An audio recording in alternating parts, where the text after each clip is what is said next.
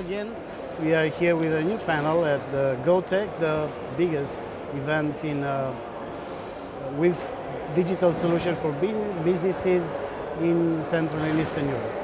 We are here today with Dario Mancini, regional manager Italy and emerging EMEA market at Waze. Good afternoon, everyone.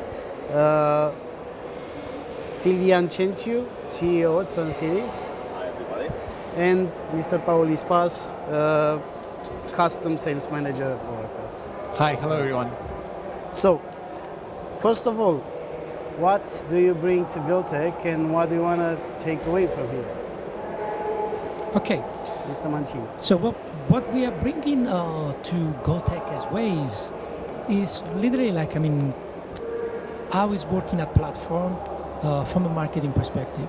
The point is that Waze, has been known from a consumer platform globally. It's very known. In Romania, has been growing quite quickly. Imagine that only in Romania we have 2.3 million monthly users out of total of 5 million cars. Meaning that almost one car out of two is using Waze. So Waze is becoming massive here. And that's why we really think we are investing to also develop the marketing platform that Waze is bringing to the market, which we define, as a destination marketing platform. So we basically, our motto is that we want to turn your location into a destination. And this is really what we wanted to do mainly, just to tell our story and explain what's our vision from a consumer perspective, but also let everybody knows there is a huge marketing potential in using the platform. Mr. Centiu, please. Very much. I'm representing Transiris, and what Transiris is bringing to GoTech is our insights and expertise in modern go-to-market strategy, creative, and technologies. We started developing such strategies and tools platforms about 10 years ago with some of the world's largest corporations, Cisco, HP, Thermo Fisher, Fortune 500 companies, Oracle as well. I'm proud to be in the presence of Waze, Google, and Oracle on the left. I also worked at Oracle for about 10 years, so I'm very familiar with the company. And what we hope to take away from here is better relationships. We are meeting here with a number of our prospects, with a number of our customers, with a number of our partners, and we hope to deepen these relationships and meet face-to-face with some of our potential clients as well. Hopefully meet new clients today and tomorrow, and further develop the regional market as well. As I was talking with some other guests before, this year GoTech, it doesn't look so crowded as it was before, but just like they said, it looks like the people coming are more focused on business and more looking for businesses, which is a better quality actually for the whole event. Mr. Ispas, please. So I think that Oracle is a long-standing participant at the GoTech World, formerly IM World, right? This year we're bringing a workshop which is focused primarily on the experience economy and micro moments, which is a totally new concept that Oracle is promoting with their clients, especially within the clients of customer experience and marketing cloud. It's a way of approaching the interactions of each of Oracle's customers' interaction with their own clients. It's a way of looking at the moments where they make the purchase, the customer journey. It's a way of delivering solutions that address those particular issues in ways that any client of Oracle Marketing Cloud can, and CX, can leverage and can improve upon. It's we should talk about data-driven marketing. So when we talk about data, we have several places that we get the data. So it's IoT coming very strong. It's the way people interact with all the appliances, with all the software, And it's also what you have in your companies. Which one is the most important? Which one do you use for building a better marketing for it? Yeah, this is a great question. I mean, we sit down as a GPS company, of course, on lots of data, like an ocean of data, and we divided them into two big buckets.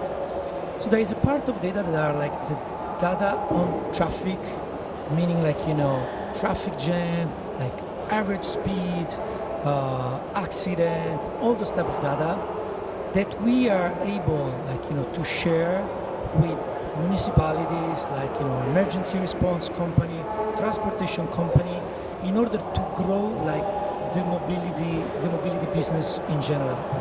We launched last week a program that was born from the ashes of the renowned program from Waze that was named like Connected Citizen Program, which was basically like a program where we exchange freely data exactly with government, municipalities or transportation company, and they were giving us back like program closures, information on street opening and closing, work on the streets, so that people using Waze could have the most updated app. Give an example, I don't know, in Rome where they were doing like the Grand Prix of electric car.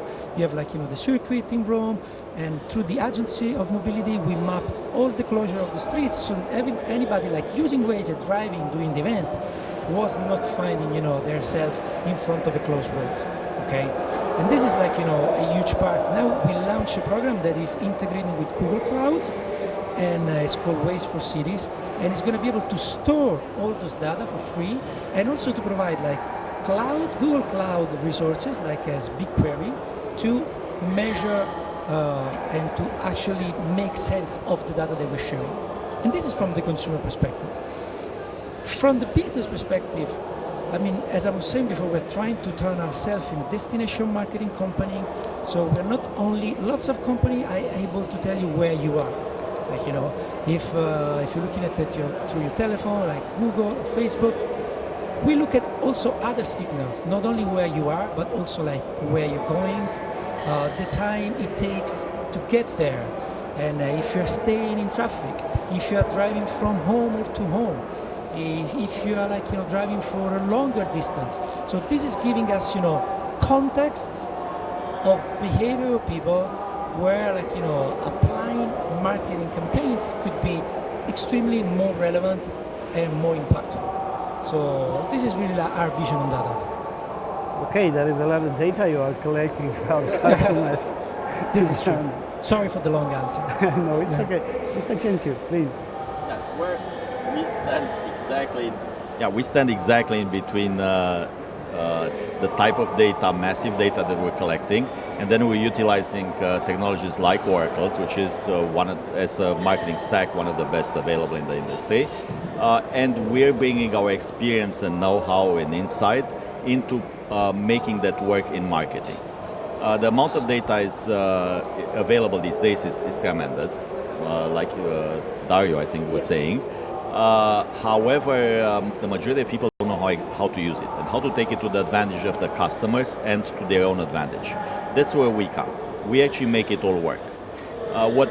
Just to use a very simple example, we use data in everyday's work. When you talk to your grandma, for example, you're not going to talk to her probably about last night's game, soccer game. When you talk to your buddy that you, let's say, maybe go drinking with, you're not going to talk about knitting or about something similar. Well, that's data where you know what the interests of the person that you're talking to, what their interests are, what's their style. Maybe you're going to talk slower to your grandmother than to your buddy. Maybe you're going to use different vocabulary and so on. All that makes it work. Okay? Now, we're taking data from massive sources as well as from inside the companies who are our clients, and utilizing technologies like Oracle's to have them reach to their markets in an efficient and relevant way. So if I'm drinking with a friend and I tell him that tomorrow is my wife's birthday, you're gonna present me with some options for a present? Maybe. You need to be careful in that space, by the way. But anyway, I'm not going to go there. The idea is you know, maybe if you know that your friend maybe has insight to offer in that regard, maybe you're going to talk to him about that. Maybe, let's say, you know that last week it was his wife's birthday, and then he can give you some advice. Look, this is what worked for me. I got this, and it works well, and so on. It solves a problem for you. But again, you're using data, right? And that data is very valuable. Now, if you're talking to somebody who maybe doesn't care, or maybe it's not your friend, and so on, again, you're using data and you're going to avoid that subject, but maybe there are other subjects that you're going to talk to that person about. So in any case, the idea is all the dialogue, and what we're talking about in marketing is massive communication. Typically a corporation, but also an organization or government, toward a large constituency. And what you want to know is, what you want to do is to be relevant to each and every one of those people. It used to be that in marketing and advertising we had a one-size-fits-all approach. That's no longer the case. People tune out. So what you want to do is to use data to be relevant to that particular person, to advance the communication, to not waste their time and yours, and in the end to provide value that they are paying for you, and you gain revenue. Mr. Ispas, please. Well, when you're talking about data and Oracle, that's pretty much the same thing, right? I mean, Oracle is a data company, and one of the major roles we play within any market is to help people take their data, store it, process it, interpret it, and action it at the end of the day, right? And that's true even for Marketing Cloud. It's true for Customer Experience Cloud. For solutions like, responses like Eloqua, or like marketing automation solutions, they're all based on data. They're all ways to interpret the data that you have on your customers, potential customers, prospects, so on and so forth. You can do it at any level you want, however tailored you want. Now, to give it a simple example in Internet of Things, because you were mentioning it earlier, there's a nice story that is floating around Oracle right now. It's about a client that we have in Japan that builds tractors and sells primarily to the US. And they're using a CX Unity solution that we have recently built in Oracle. It's a solution that makes people bring together all the sources of interactions with their clients, right? So it streamlines any point of interaction for stuff like, in this particular scenario, if anything should break with a tractor that someone is using in Arkansas, for example, someone from Japan will jump in and talk with the owner of that particular tractor. Hey, I saw that there's a problem with your system. We can use virtual reality to take a look upon it, and I can tell you how to fix it. That's something that Oracle powers. So it's the idea of having data. Internet of Things is actually the refrigerator telling you something. It's data, right? As you put it earlier. What do you do with it? You need to put it somewhere. You need to understand it. You need to interpret it. You need to action upon it. And that's what we try to do as best as we can, and we usually succeed. I think, if I may add a really quick thing, Oracle also has the leading product in data management platforms, namely BlueKai. I think that it's the next big thing, in my opinion, because when we go on with IoT and everything, we're going to have a tremendous amount of data coming in. How do we manage that data? Yeah, we already do, actually. Well, we already do, but it's going to be a lot bigger, I think. And there are two aspects here. One of them, how do we manage the data, but it's more important, what do we do with it? Once we manage it, how do we utilize it, what do we do with it? Again, we have products for that, we have data that's being generated. That's one of the things that we're bringing to GoTech as a company, Transiris, the know-how to actually do what we call valorizing the data, provide value with the data. It's not that easy to address in an interview like this, but that's what we do. And that's something that's very valuable to companies, and it's something that a lot of companies actually struggle with. It's not as simple as it sounds. Yeah, from our perspective, I mean, from our experience sharing data like, with governments and municipalities, etc., we already had few successes, like even in the past, for example, like Brazil is one of our historical region where like the user base of Waze grew quite quickly, and they use Waze like Rio de Janeiro to basically organize the Olympics Games in 2016. So based on Waze data, they decided to build like new infrastructure. They've changed the existing infrastructure that they had. They kind of switch a little bit some road closures, etc. So that was really an example on how getting data and making sense of them and having an actual impact on the citizen, on what people are doing. because I completely agree with all of you. I mean, just having the data for the sake of having the data is not particularly useful for anyone. Like, it's not adding any value. It's just like, consuming power, like energy from computers that, we don't need to, exactly, just storage that we don't really need. But even as storage goes, it's still larger. Someone said before that the amount of data gathered every year, it's larger, it's twice larger than the entire storage we have. Well, we manage it, and fundamentally Oracle has been a database company, so that's what how we Oracle. got launched. I'll let you talk about that actually. No, it's fine. Thank you. I mean, that's how Oracle got launched at the end of the day, right? You have ways of interacting with data and more so. And right now, speaking of how you store data, how you action upon it, I think that there's two key elements that everyone should be aware of, and they are basically the future in terms of data. You have artificial intelligence, right? AI or machine learning, however you want to call it, and you have cloud.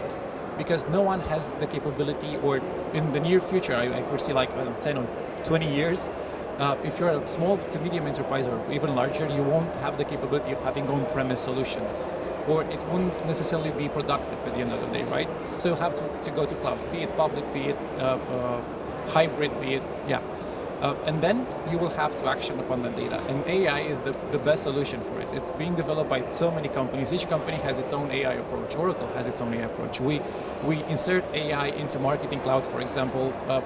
We're always evolving around that. That helps marketeers, helps IT people, helps everyone understand, interpret, and action the data as easy as possible, because the bigger the volume, you store it, and then you don't action upon it. Like use 10% of the data you store about your clients to understand them? No. And you have to have a mechanism that helps you interpret that data, and that mechanism is AI. So while we have agreed a lot so far on AI, I'm going to take a slightly different perspective. First and foremost, I would say that data is being processed for human consumption, and then in various ways. And secondary, it's processed for automation, which is not strictly speaking AI.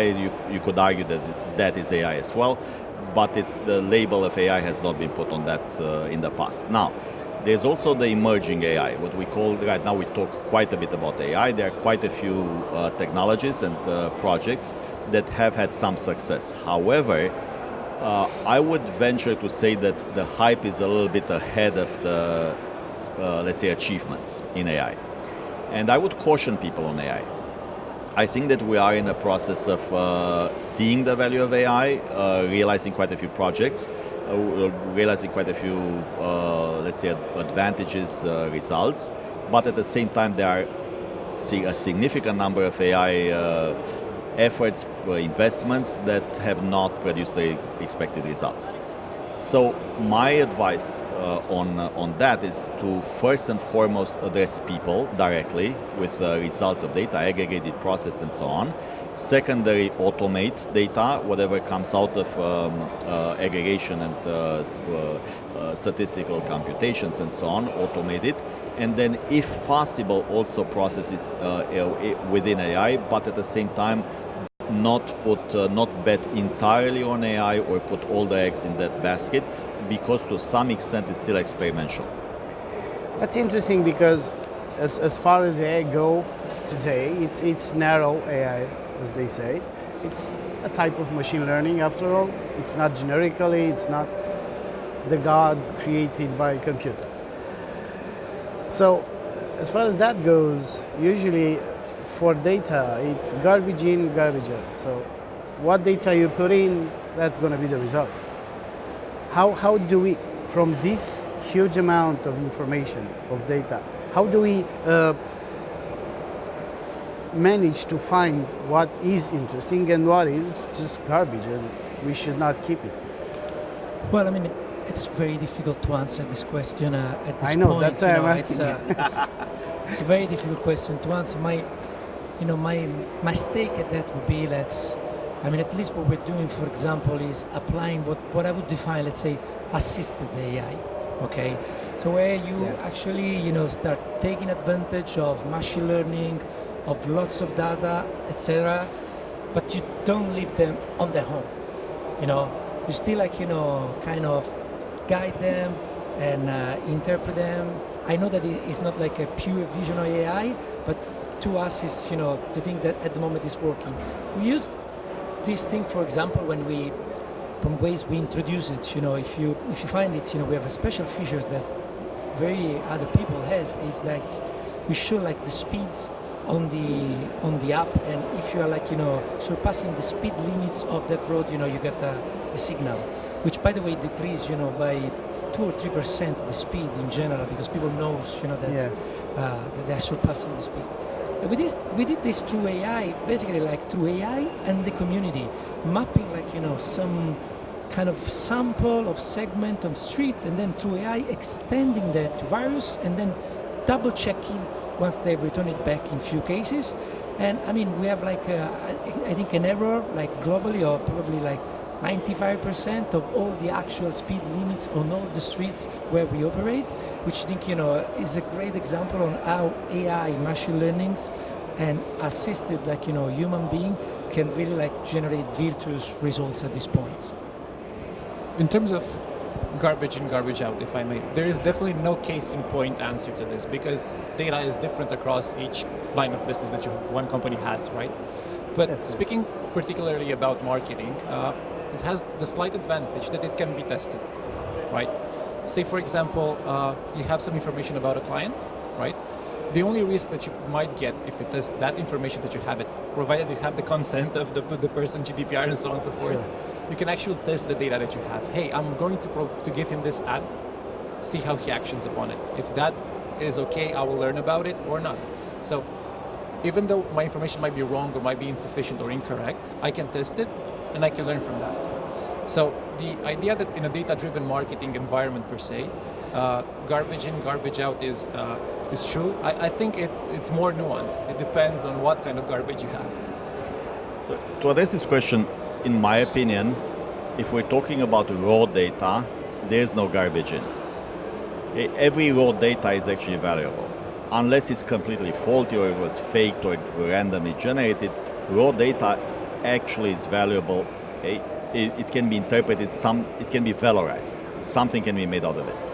Where the garbage in comes in is if we take the data, interpret it in some way that can be faulty, and then provide that as input to something else. There we encounter the phenomenon of garbage in, garbage out, and that happens. But the raw data itself is very rarely garbage. In most cases, you can actually derive valuable information from it and then utilize it to some advantage or some purpose. Well, I was thinking maybe it's not necessarily garbage. There's just a saying, garbage in, garbage out. But let's think about customers in a shop. So it is very important for the shop to know what they are doing and what are they looking for. But let's face it, at least half of the time he spends in the store is just walking around. That's some information that may not have a very good use. So that's an example of incomplete data or misinterpreted data. If we think that gives us the picture of what customers do in your store, that's actually wrong. Similarly, the very frequently encountered case is reviews. People tend to be biased in reviews because they tend to complain more than praise. Okay? That's an example.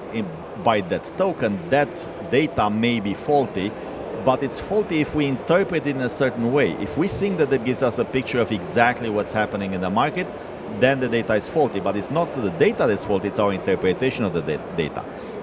If we interpret it and gather, for example, information going out and doing outreach and factoring in and calculating how many people give positive feedback and how many give negative feedback on average in a neutral case or in a good case and a bad case, we model that and then put weights on that data.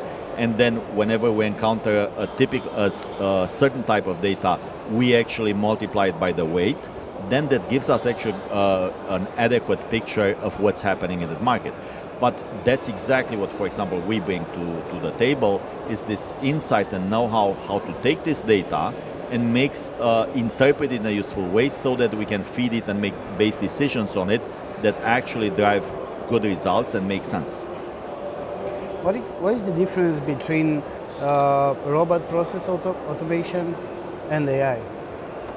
Say again, what it's was AI and what? RPA. RPA? Yeah. Okay.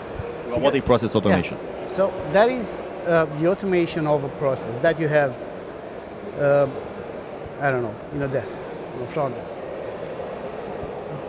How deep can AI go into that? Since I have a straight line of questions and a straight line of answers, and it's like Cortana Siri. So, yeah. Do you mind if I take that? No, you Okay. take it. Sure. That's Yeah. not my field. Okay, so- good. So, first of all, fundamentally, RPA and AI are two different things. Okay? RPA is actually a process where you can emulate with a machine what a human does without intelligence.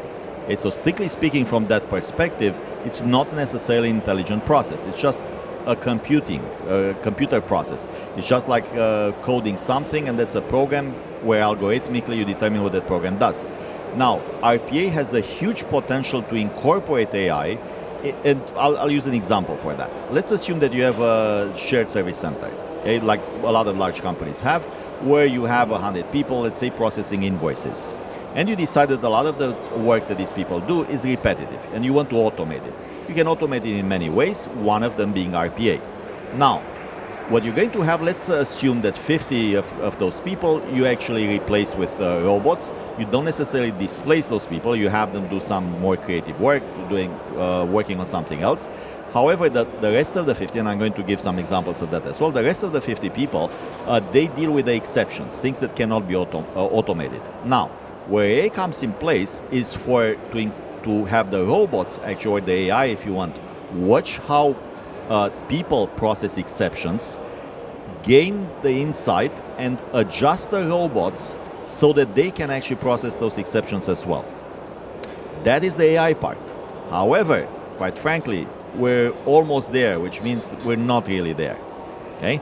So RPA these days does not really do that. That's a promise. I think we're going to get there, but we're not there yet. Okay? Now, just to address that one issue really quickly, what people do when some of their work is automated, they can actually do more advanced work. They can provide better customer service. They can improve products, improve marketing, and so on.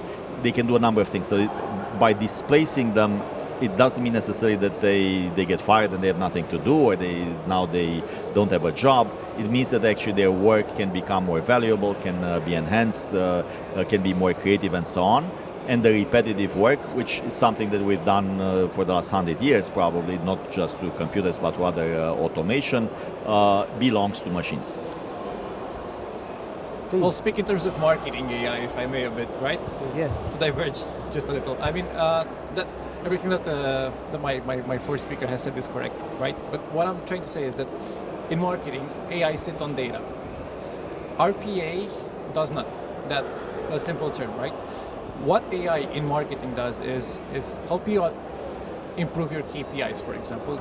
To put it simply, if you do email marketing campaigns and you want to drive email opens, you will want to have the best possible email header, email title. There are marketing AI solutions that give you email headers that usually are way better than the creative department that you have. I have like a lot of clients, I manage a lot of clients that told me that usually the creative department was beaten by 2 or 3% at least by the AI that they're using. RPA cannot do that. Of course, there is, and just to give credit where it's due, there is the small caveat when you're using AI in marketing. The biggest minimum is that it will drive you in a direction that you cannot control. If you let it take over, like, for example, titles that usually drive opens are a bit more tabloid oriented, with elements like shock or open this and stuff like that. And the figures dictate that they are correct, but at the end of the day, if you don't want to be like a tabloid, you will have to take a step in and say, hey, this is not the right direction, and change it a bit or tweak it. And that's another good thing about AI and RPA at the same time, that they can be tweaked, they can be tuned, fine-tuned, and go to exactly where you want to be. Yeah, along the same lines, actually, that's a very good example. Another typical example is if you let AI act based on what drives the most clicks, let's say, which is the example that you gave, there's an even more basic example that is if you have an established product and you launch a new product. People are used more with your established product, so they will go there. But you don't want that. You want them to go to the new product. Therefore, if you don't somehow tell AI, I want something else, and you let them act just based on results, on measurable results, they will actually go with the old product. But you want something else. So there are examples like these, like if you want a different nature of, let's say, audience or content for your audience, or you want to promote a different type of product because it's new, just going by what works best or what has the most clicks, a certain KPI, is not the way you necessarily want to go, and that's why you want intelligent AI, if there's such a thing. It's not yet. As far as data-driven marketing, where do we stop? Is there a place where you say, well, we cannot use these personal data anymore because maybe it's too private, maybe it's too intimate, maybe it goes with the car to see the lover and you're not supposed to tell that to everybody, or I don't know, you're not supposed to know that. I mean, as Is you there as a you might barrier? imagine, this topic, I mean, it's very dear to all European countries. We have in California now. But there have been serious rules in terms of restriction on data sharing and privacy, which are all legitimate. People have to be honest. People tend to think that somehow we are using their personal data, and that you're able to associate the data to the actual name and surname, which is something that we completely avoid. That is not even in the vision of a data management or a data marketing platform. Okay, what we're trying to do in a super anonymously way is to make sure that the service that you are receiving is tailored for you. Okay, but it's not associating this service or that service to an actual person. So that you were in the car, I don't know, with cheating on your wife or all those type of things. Okay, so basically, not that anybody would ever do that. By the way. Not exactly. Yeah. So basically, you are categorizing people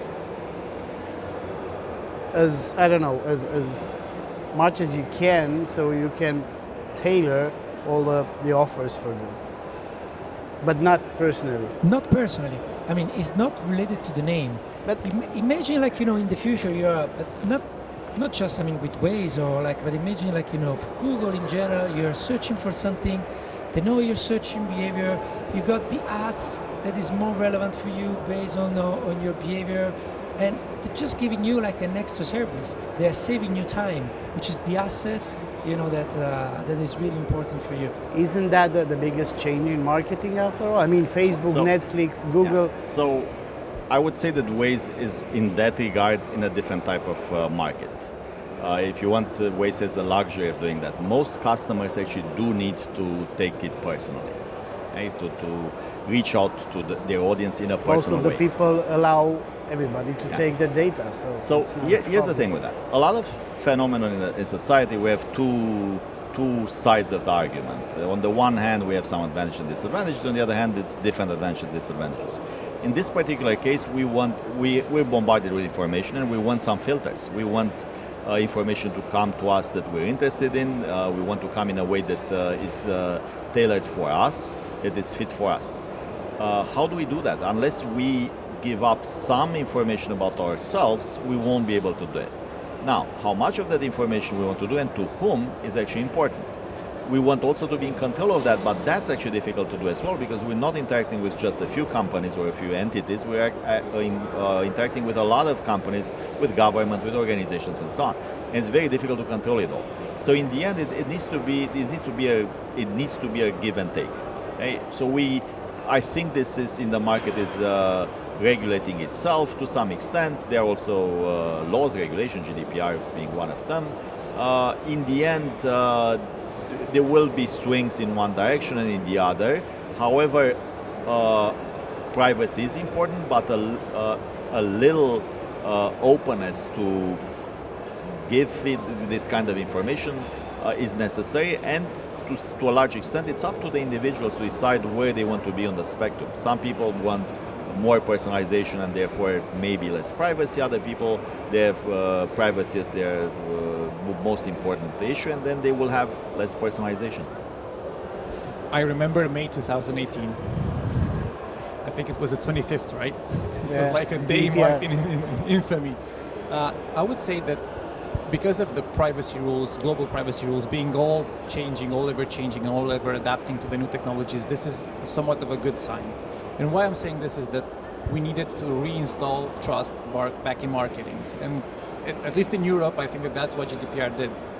It reinstalled trust back in marketing. And when you look at figures like, for example, people being frustrated that their marketing messaging is not consistent across devices. Somewhat like 80% of people have experienced that, or even more so. I think that last year, Ipsos gave that figure.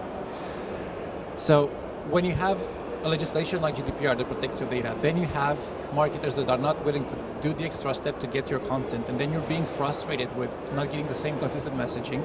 If you get someone that does that across devices seamlessly with your consent and all that put in place, that is a winning bet, in my opinion. So, yeah, to put it simply, I think that even though privacy is an issue, not necessarily working around it is the solution, but working with it. What I think was a good point that was discussed is the control. So whatever we decide, or whatever we think, whatever regulation link, the main issue is to give the individual the control on the information that available about him or her, because in that way, then is the person giving the consent on either utilize it or not the data. So you have all the rights to be aware of what people or our or your data used. Why, there have been all of these scandals around data, for example, like, the Facebook Analytica, just because there was no transparency around that, because what is happening, that some data somehow circulating without people knowing, and that's definitely something that in the present and in the future we would definitely like to avoid. Yeah, and there's one aspect with control. We want to give people control, we also want to give them value. A reason to give us more trust. So one with trust is the essential. The fact that we're not going to abuse their information. But there's one other thing, that we have a reason to have the data, that we're going to tailor our communication.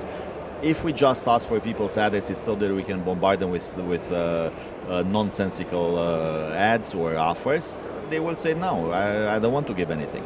But if you use that information to provide, like for example, like Waze does, with very important data that they can use, they can see the value of it, okay, then they say, fine, for this I'm going to give up a little bit of my privacy. Just one quick question. When people allow some social service or anybody to collect the data, are they still in control of their data? Because, well, we say yes, normally they are still in control. GDPR says they are in control. If I say delete my account, you should delete it. But are they still? Because after all, Facebook is living on that data. And it's a little marketing, debatable, but it's a matter of trust. It's a matter of trust, and right now we're in a situation where these technologies are relatively new. I would say 10, 20 years the most. So these processes are still being built within companies. They are evolving. In the end, as I said, partially it's trust, partially people. If people see value, there's a reason why I would tell you, for example, let's say my gender. Maybe that's not that secret, okay? But still, some people don't want to disclose that, or age or anything else. But if they know that that actually is for, it brings them an advantage, maybe they will. In the end, it's a combination of trust and value, I think, that will make people feel comfortable. And also, obviously, companies need to behave and ensure that they can be trusted. Okay, very short, Mr. Mancini. Well, Yes or no? I don't know. No, I'm a very similar position. The thing is that, when you give your consent, you give your consent to something. If that something means that the company, Facebook, Google, whatever, is using those data, you're doing the consent, you have to be aware for that. So it's not that things, again, I think we're back to transparency. I think Google has a portal where you can actually check Google My Account and check in all the information that are available, for you, and you can, decide it and see, the level of information. So privacy is very important. And again, quickly Yeah. is a matter of trust and value, and that's it. So to add to what Dario and Silvian just said, I perfectly agree with them. I just want to put a bit of a nuance. What constitutes your data is usually interpreted as being just yours, whereas the data is also given to someone that stores it, processes it, and has a hold on it. But it's still yours, of course. You generated it. Your actions generated it. But you will still be seen as being in control of it as long as the switch button of on and off is with you. So if you want to delete your Facebook account, if you want to unsubscribe from the newsletter, if you want to use the right to forget in GDPR, then I think that, yeah, you're still in control of your data as a global whole. Okay. It was a very interesting discussion, and I hope to have it again soon. Please, Thank you very very much. much. Thank you. Very much.